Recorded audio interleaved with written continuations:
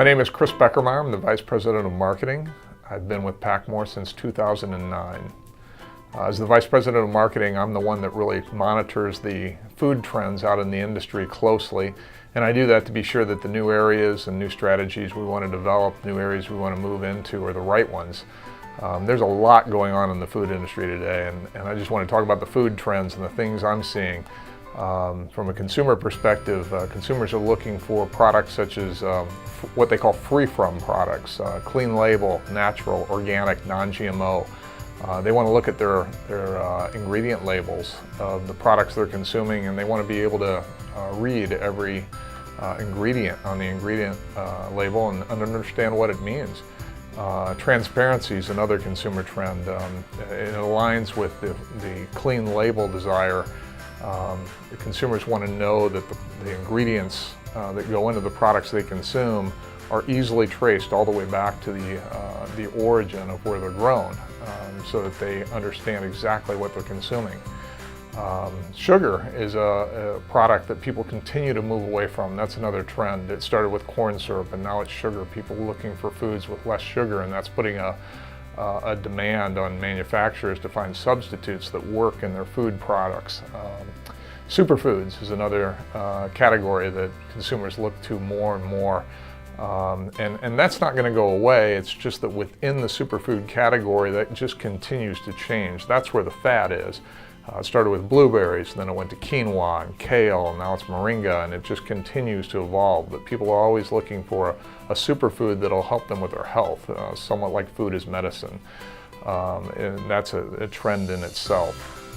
Fortified products, along the lines of a superfood, but something that, a product that has an ingredient placed in it that people are looking for. So added protein, added multigrains, added fiber. Everybody's looking for something that's fortified with products that are going to help their health. Protein, just mentioned that, but any kind of protein is in demand. Meat and dairy are growing, but not as fast as non-traditional proteins. So plant proteins such as peas and beans and rice and soy, a lot of different types of ancient grains. These are all growing as non-traditional proteins, and it's even more niche than that. Seaweed, micro and macroalgae, edible insects, believe it or not, are growing. Most of the world consumes insects. It's just the Western culture that doesn't embrace those. I believe personally one day they will, because it is such a good source of protein and does not take a lot of resources to grow. So we'll see if I'm right or wrong on that. But plant-based products in total are growing. So consider almond milk, consider coconut water, consider vegetable meats that are coming on the scene more and more, using products like jackfruit and others to mimic meat and provide what people who desire meat want in texture and flavor, but they desire to get away from what is perceived as the detriments to their health that meat provides, or at least too much meat provides. Another area of consumer demand that is affecting the food industry is personalization. This is affecting all sorts of industries, but if you consider from a food industry perspective, personal nutrition plans, or going into a Chick-fil-A and creating your own soda. People like personalized products, and so food companies that can provide those type of products that are personalized as much as possible to consumers, they've got a winning proposition if they do that. Materialism, or at least people moving away from being materialistic and more toward being experiential, is affecting the food industry. Millennials especially are looking for experiences. So when you create food products or food systems that allow for experiences, consumers respond positively to that.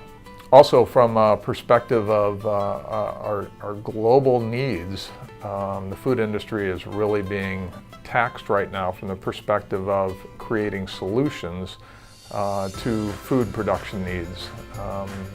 There's estimates that food production is going to have to double by the year 2050. Currently, the global population is 7 billion people. There are estimates that say that's going to be between 9 and 10 billion by the year 2050, and we're going to need a lot more food to feed our population. So we're going to have to come up with solutions, and the food industry is being challenged to do that. It could be in growing food and growing food more efficiently and with different methods. One of them might be vertical farming. We could start stacking shipping containers and using hydroponics within those, and that's growing food in water instead of dirt. We could be, there's opportunities to grow more food in deserts where there was never food grown before, or oceans where only fish was harvested, but now we'll grow more products in the oceans. A lot of people don't like to talk about GMOs, but there is going to be continued research into genetically modified foods to try to come up with something that everybody feels comfortable with there.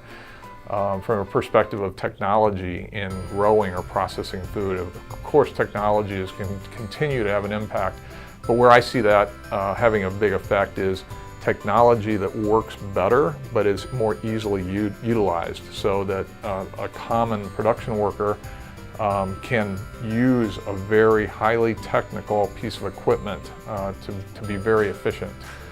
So more user-friendly technology. And along with that, there's going to be increased food waste reduction efforts, because right now we waste a tremendous amount of food worldwide, and people have been talking about this for a long time, but more and more people are putting, or companies and organizations and governments are putting action steps around reducing food waste all the way from the consumer to change the best by or use by dates to be sure all food that is still healthy and safe to use is used, through restaurants, through food processing, all the way up the supply chain to where we grow food, so that food waste is reduced and more food is utilized for the population. Government regulations are another area. The food industry is being impacted everywhere from FSMA. FSMA is the Food Safety Modernization Act, which was signed into law in 2011, but just started to be implemented last year in 2016, and everything will be fully implemented by 2018. The widest sweeping food quality regulation law that's affected our country and even worldwide in 70 years. Tariffs, minimum wage requirements, food waste regulations, all these things that the government puts into place and consideration are affecting the food industry and will continue to as well. And lastly, the supply chain. Startup food companies continue to grow in number, and the reason for that is that, as I mentioned before, personalization is important to consumers. They want products that meet not just their needs but their values, and small startups can create niche products and niche brands and be successful in meeting these needs where the larger food companies aren't being able to do this, and they're having great success and they're increasing in number. So this is impacting the food industry dramatically right now. The large food companies, on the other hand, are starting to merge more and more, and they're doing that for cost reduction efforts.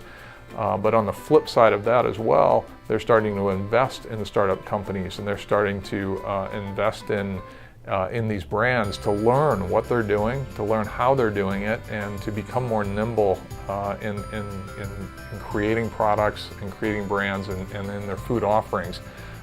So that's a real shift in the food production and the manufacturing landscape for the branded companies.